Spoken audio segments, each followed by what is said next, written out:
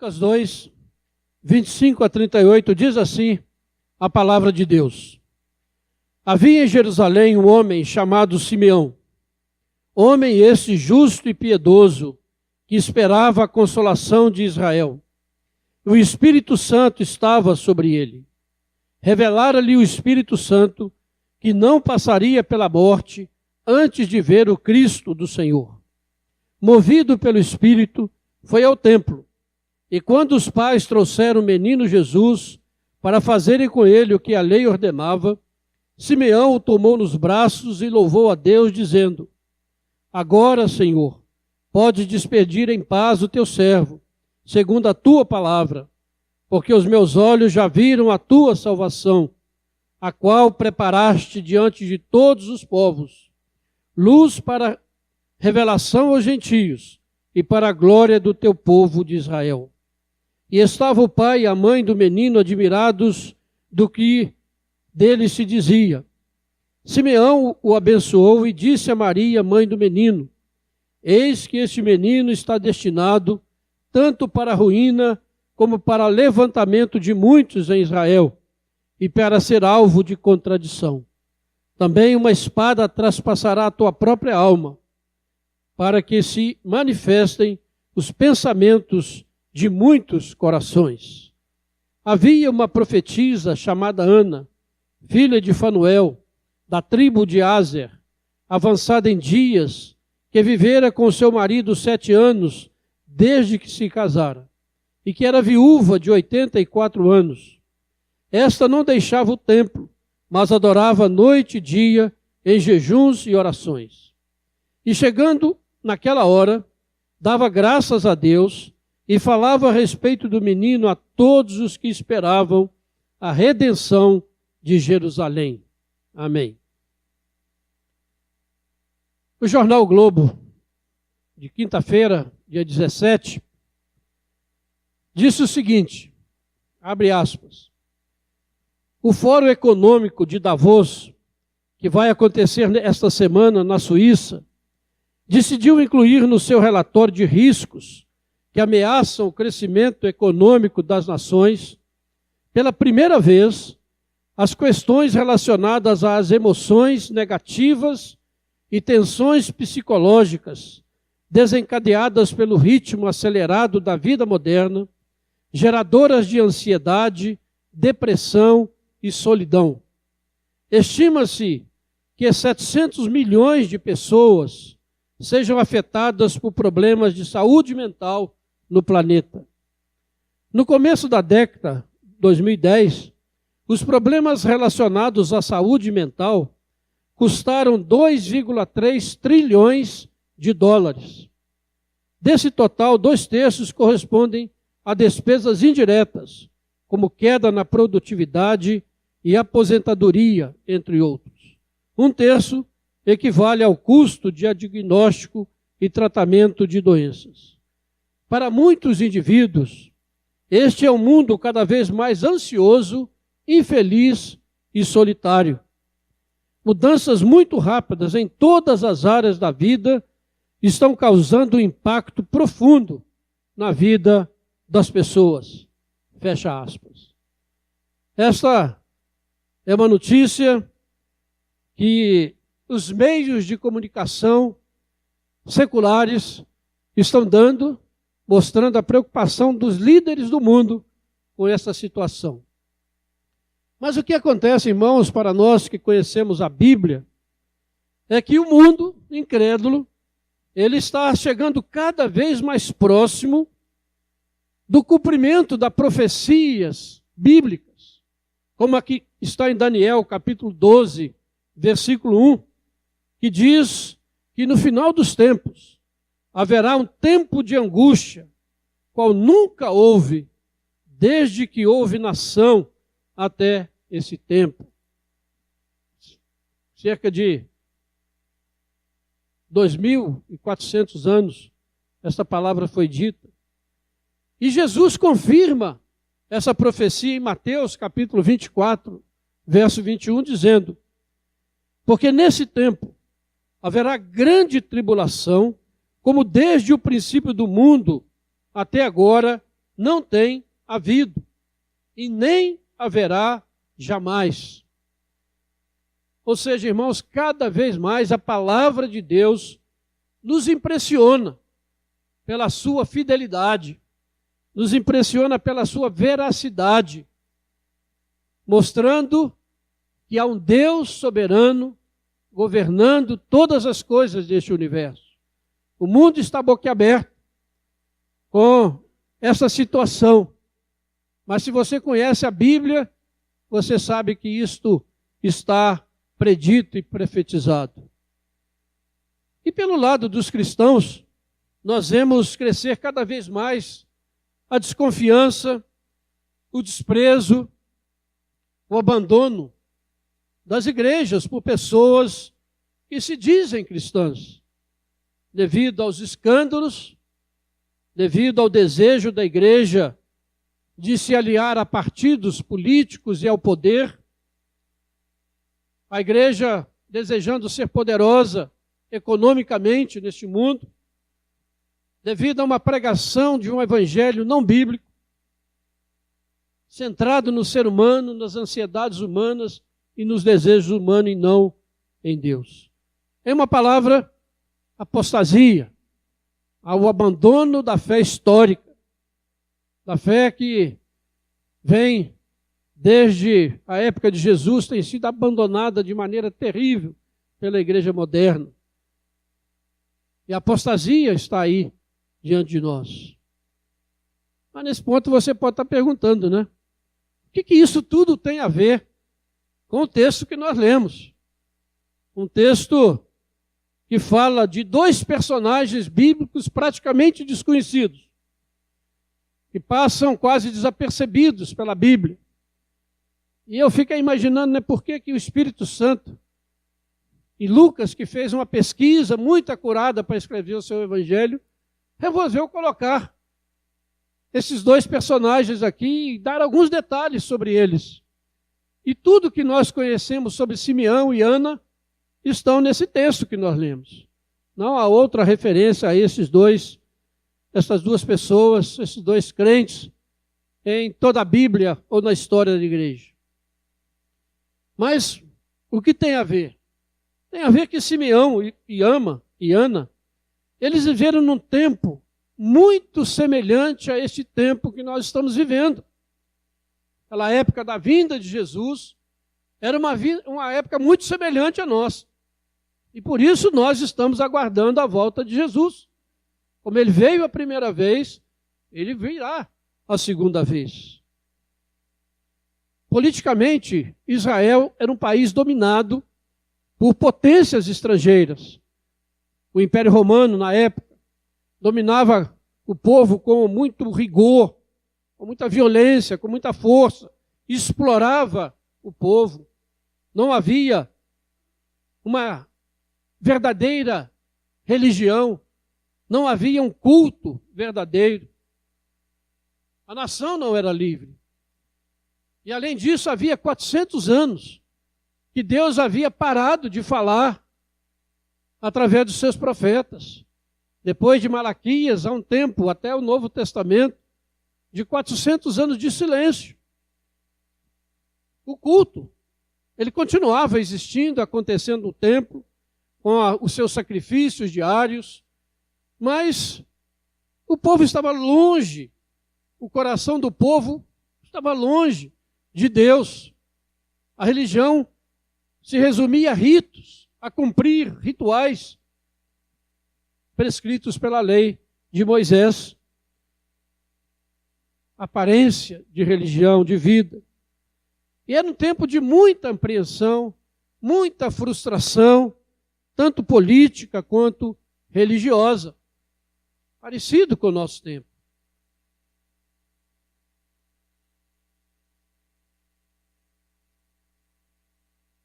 E a gente fica pensando, né? Como isso é familiar para nós. Muitos dos contemporâneos de Ana e de Simeão viam esse estado de coisas, tanto na nação, na política, quanto na religião, e concluíam que Deus havia se esquecido, havia abandonado Israel. Muitos poderiam dizer, por que continuar crendo? Se as coisas não melhoram, se não muda, se os romanos continuam nos dominando, se o culto continua sem sentido, sem vida. Por que continuar crendo num Deus que aparentemente não responde a orações, que não fala mais com o seu povo, que não lhe dá mais esperança? Muitos pensavam assim, como pensam hoje. Por que continuar na igreja ou servindo a Deus? Que propósito havia naquelas celebrações e naquelas festas de Israel para lembrar as grandes vitórias de Deus no passado distante, se no presente Deus estava tão ausente? Deus não parecia se importar com o seu povo, vivendo uma situação terrível de grande expressão. Israel, no tempo de Jesus, parecia viver um impasse moral, religioso, social, político, como vivem muitos crentes nos nossos dias, sem perspectiva, sem esperança, tanto na questão do país, como na questão da igreja.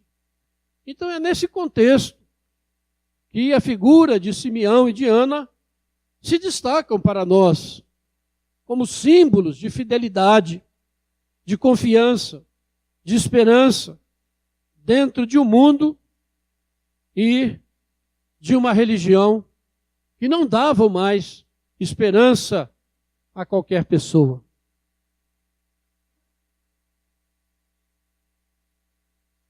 O que devemos fazer, então, para vivermos numa época de desespero, de cinismo, como diz o especialista lá do Fórum de Davos?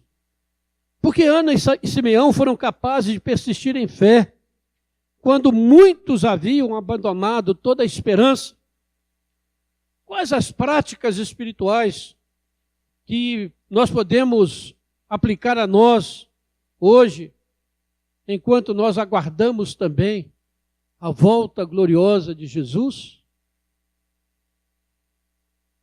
Podemos dizer que Simeão e Ana foram revolucionários espirituais numa época de desespero. As práticas espirituais que mantiveram Simeão e Ana cheios de esperança, de expectativa, de não se deixarem esmorecer por aquelas circunstâncias que eles estavam envolvidos, ainda são pertinentes para nós nesse tempo. Por isso eu quero compartilhar com os irmãos alguma dessas práticas, para que nós possamos continuar também fiéis, firmes, não nos deixando abalar, aguardando de fato que Deus cumpra a sua promessa de que Jesus voltará em poder e glória. O que são essas práticas? A primeira delas, o primeiro desafio para nós, irmãos, é mantermos a nossa piedade a qualquer custo. Eles mantiveram a piedade deles a qualquer custo. Quando a igreja parece abandonar as suas convicções mais profundas, nós somos tentados a fazer o mesmo. Alguém pode dizer, ora, mas se a igreja, o que a igreja deve dizer como eu devo viver se ela mesma está vivendo em pecado? E uma das primeiras coisas, irmãos, que acontece quando alguém abandona a igreja é perder a sua virtude pessoal, é perder a sua santidade, a sua piedade. Vemos isso todos os dias. E diante disso é quase que um fracasso da igreja, como se o fracasso da igreja desse licença para que a gente peque. Um líder fracassa, por que eu não posso fracassar? Se os membros não vivem uma vida moral proclamada pela igreja, por que eu tenho que viver em santidade? E assim, a pessoa se afasta cada vez mais da presença do Senhor. O verso 25 do texto que nós lemos, você está com a Bíblia aberta aí, Lucas diz que Simeão era homem justo e piedoso, que esperava a consolação de Israel. Ou seja, a despeito da corrupção moral da sua época, da corrupção da religião,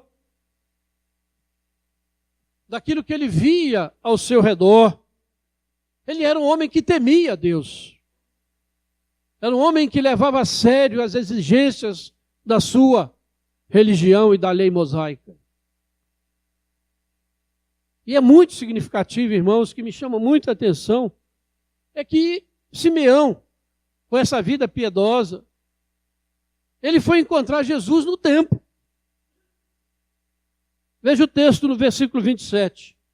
Diz, movido pelo Espírito, ele foi ao templo. Ele encontrou Jesus no templo, quando ele estava em adoração, quando ele estava cumprindo ali o seu dever como membro do judaísmo. Muitos tinham deixado de ir ao templo porque já não viam mais sentido e significado. Mas Simeão, movido pelo Espírito, foi ao templo. Que coisa maravilhosa, né, irmãos? Quando nós somos movidos pelo Espírito. Quantos têm deixado de ser movidos pelo Espírito? Para estar na igreja, para estar em adoração. Perderam um privilégio. Tanto resistiram. E Deus já não move mais o coração deles para estar em adoração. E o mesmo é dito de Ana. Versículo 37, Lucas chega a dizer que ela adorava dia e noite, em jejuns e orações. É claro que ela não ficava 24 horas adorando, né? Mas isso quer dizer que ela ia ao templo com uma frequência muito alta.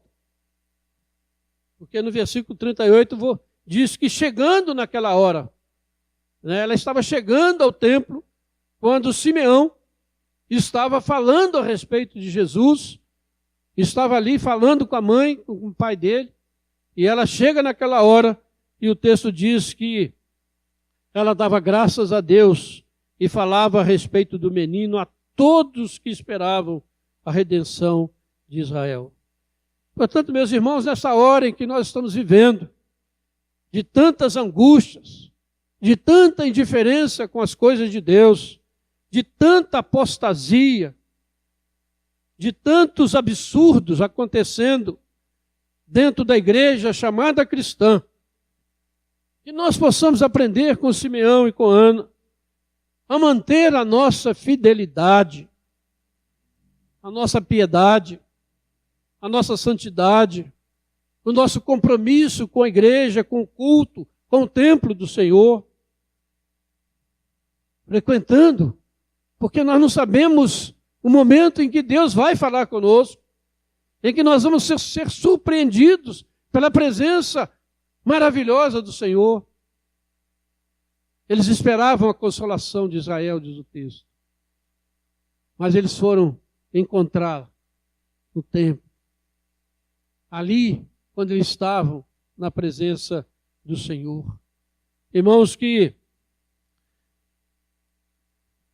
Deus possa nos surpreender a cada dia. Quando a gente está no templo, em adoração, não é sem sentido que Deus congrega o seu povo.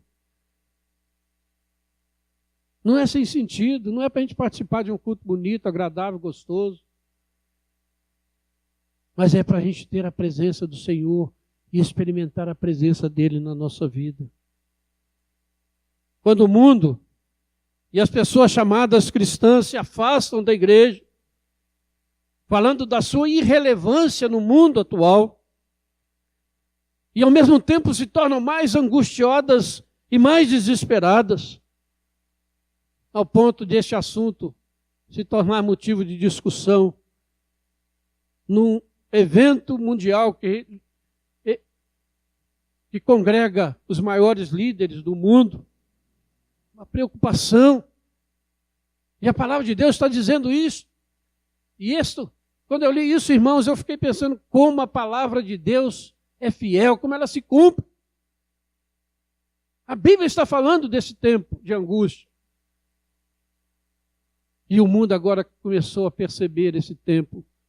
E, infelizmente, talvez a igreja não esteja percebendo como deveria perceber.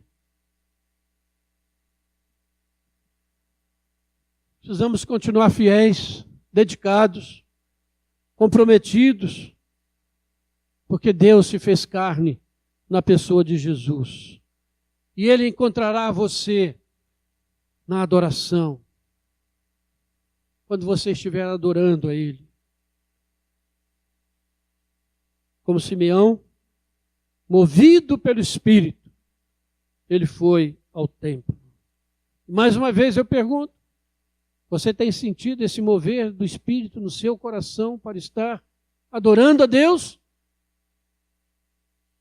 Se você não está, meu irmão, peça misericórdia a Deus. Clame, que ainda pode haver tempo de Deus restaurar isso no seu coração e na sua vida.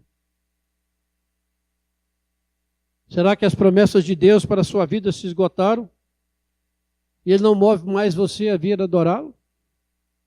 Que tragédia, irmãos, quando Deus para de mover os nossos corações para adorá-lo. Que tragédia. E a gente está vendo isso no mundo. Que tragédia. Por isso, nesse tempo de angústia, de desespero, mantenha a sua piedade, a sua adoração, seu compromisso. Não deixe de adorar o Senhor. Segunda coisa que nos chama a atenção nesses dois personagens, diz o texto que Ana orava em jejuns dia e noite. Ore, medite na palavra, continue contando essa história.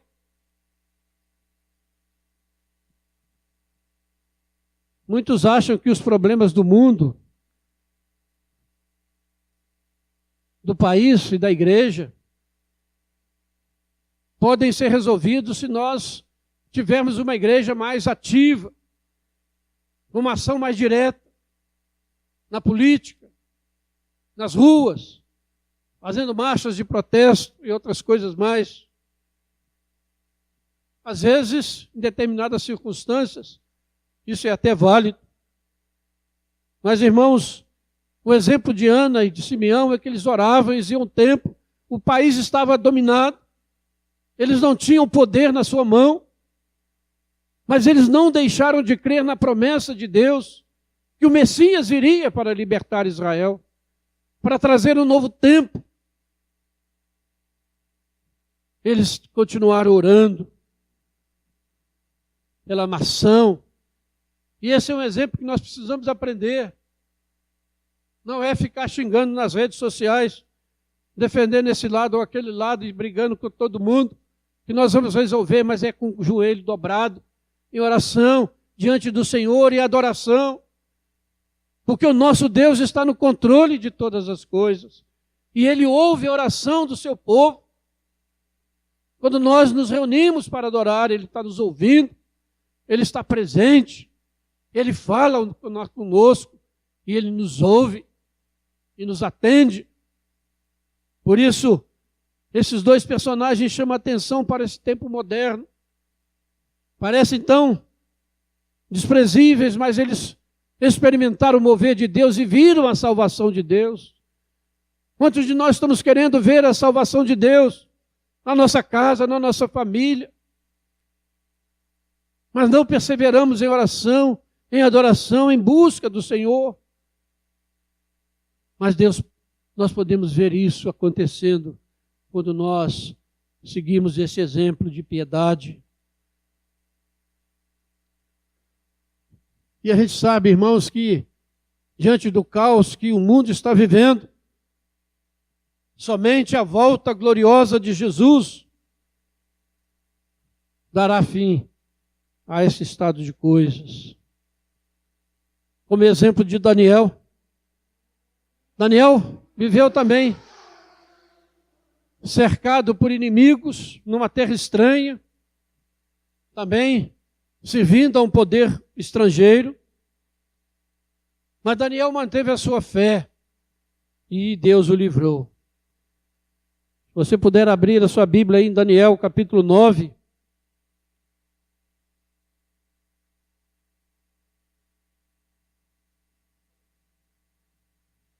Daniel capítulo 9. Esse capítulo, ele registra a oração que Daniel faz pelo povo, confessando a Deus o pecado do povo, pedindo que Deus tivesse misericórdia e perdoasse o seu povo. E nos versículos 19 a 21, nós vemos o resultado da oração de Daniel. Daniel 9, verso 19 diz: Ó Senhor, ouve, ó Senhor, perdoa, ó Senhor, atende-nos e age. Não te retardes por amor de ti mesmo, ó Deus meu, porque a tua cidade e o teu povo são chamados pelo teu nome. Falava eu ainda, e orava, e confessava o meu pecado, e o pecado do meu povo Israel, e lançava a minha súplica perante a face do Senhor, meu Deus, pelo monte santo do meu Deus. Falava ainda na oração, quando o homem Gabriel, que eu tinha observado na minha visão no princípio, veio rapidamente voando e me tocou a hora do sacrifício da tarde. A hora do sacrifício. A hora que o povo estava reunido para adoração. E Daniel, então, tem a sua resposta à sua oração. E ele não recebe apenas uma esperança de sobrevivência, mas é dado a Daniel a visão da transformação total da situação política, social do seu mundo. Ele pôde ver como Deus agiria no futuro, como Deus libertaria nações e levantaria nações e destruiria nações, preparando para a vinda do seu filho Jesus. Ele pôde ver isso. Orar como Daniel, como Simeão, como Ana. Orar para que Deus se lembre do seu povo nesse tempo de angústia, de apostasia, e o salve. E Deus pode nos dar, irmãos, a certeza e a esperança. Não apenas de vermos algumas coisas acontecendo, mas de vermos o novo céu e a nova terra, de fato, sendo construídos. Deus havia dito a Simeão que ele veria o Messias antes de morrer. E quando ele viu o Messias, ele disse para todos os que ouviam que Deus havia mantido a sua promessa. E nesse mundo, irmãos, onde as pessoas são tão críticas da igreja, é importante que aqueles que já foram encontrados por Jesus continuem contando a sua história. O cristão prega o evangelho, não para manter um pedaço do seu mercado, do mercado da fé, num contexto político mutável, mas ele prega por alegria e gratidão, porque o amor de Deus o constrange e a glória de Deus o motiva. Nosso irmão Diogo falou sobre isso hoje.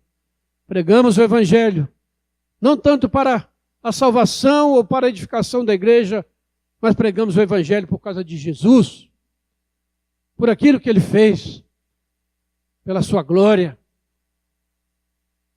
Por isso devemos continuar, irmãos, no meio desse caos, dessa incredulidade toda, continuar pregando a salvação em Jesus Cristo, a graça maravilhosa de Deus que nos alcança e nos transforma.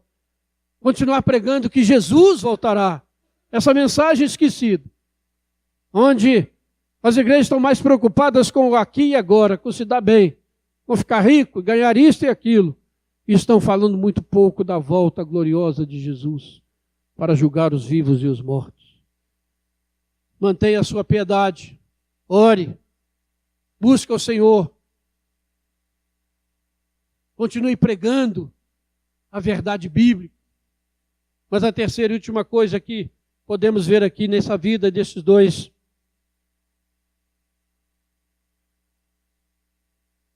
é que eles esperaram em fé o cumprimento da promessa. Esse é o desafio para nós nestes dias, irmãos. A promessa está aí. A promessa está aí.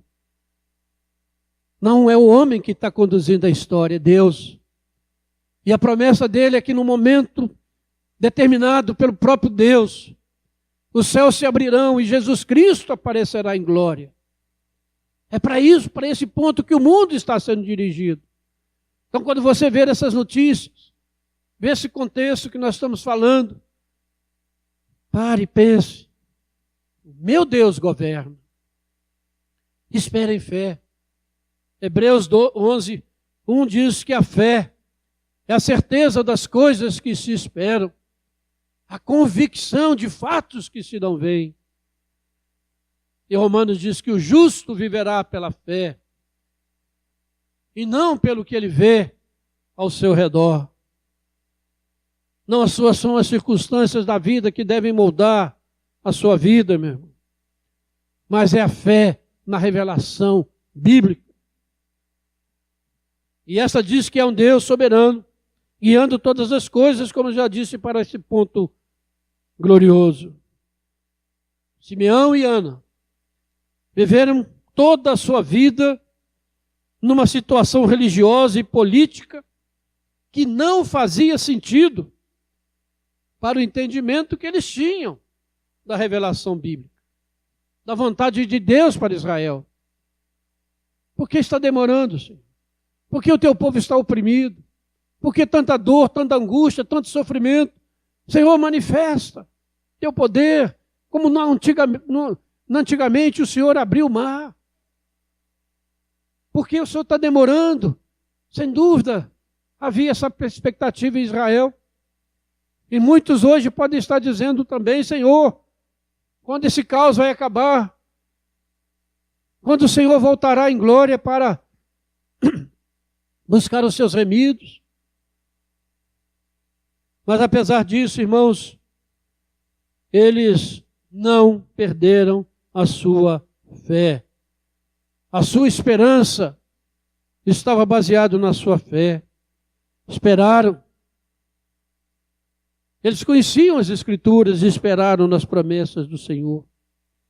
E ele desenvolveu uma profunda convicção sobre Deus, que não deixaria ser afetado pelas circunstâncias. E esse conhecimento que ele tinha das Escrituras levou Simeão a profetizar sobre a vida daquele menino, dizendo que ele seria levantado, destinado tanto à ruína como para a salvação de muitos em Israel, para que os pensamentos e os propósitos de cada coração fossem manifestos. E diz que a Maria, que uma espada iria traspassar o coração dela como mãe, iria sofrer com aquela rejeição do seu filho e com a sua morte na cruz. Ana passou décadas devotada somente à adoração a Deus e oração.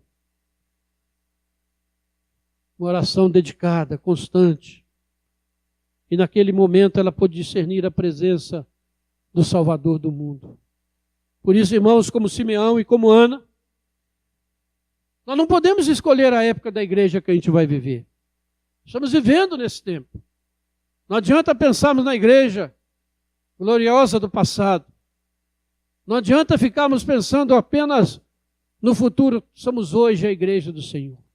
Hoje nós somos o corpo de Cristo sobre a terra. Hoje nós somos as testemunhas de Jesus neste mundo.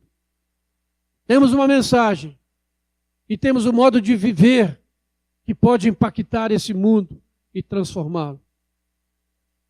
E apesar de tudo isso, independente do estado da igreja, ou das circunstâncias políticas e econômicas que nós vivemos, ou do desespero com que as pessoas estão vivendo, nós devemos responder aos desafios desse tempo presente, com fé na palavra de Deus. Não nas profetadas e não nas palavras vazias de muitas pessoas, mas naquilo que a palavra de Deus já nos revelou e nos revela. Não há outra fonte para você buscar consolo e certeza para o seu futuro, a não ser nessa palavra, inspirada pelo Espírito e de que está diante de nós. Simeão e Ana, dois exemplos que servem de inspiração para nós ainda hoje, para vivermos uma vida de fé, de esperança, de alegria, no meio de um mundo conturbado, de um mundo enlouquecedor, cuja esperança está nos governos e na mão de homens. Aquilo que nós vimos aqui hoje, irmãos, na vida de Simeão, na vida de Ana, homem justo e piedoso, que esperava o Messias, e por isso nunca deixou de ir ao templo orar. Como Ana, que estava constantemente na presença do Senhor, sabendo que Deus, no momento certo, haveria de intervir, trazendo o seu filho, como foi. E muitos não perceberam que aquele menino que estava sendo naquele dia apresentado ao templo, cumprindo ali as normas do judaísmo, era o Messias. E Jesus cresceu. E durante 30 anos, ninguém notou a presença do Messias. Mas aqueles dois testemunharam que ele havia chegado. Irmãos, podemos viver à frente do nosso tempo, crendo, discernindo o tempo que nós vivemos, olhando não para as circunstâncias ou para esse desespero do mundo, mas olhando para a palavra de Deus. Convido você a abrir a sua Bíblia em Lucas ainda, capítulo 21.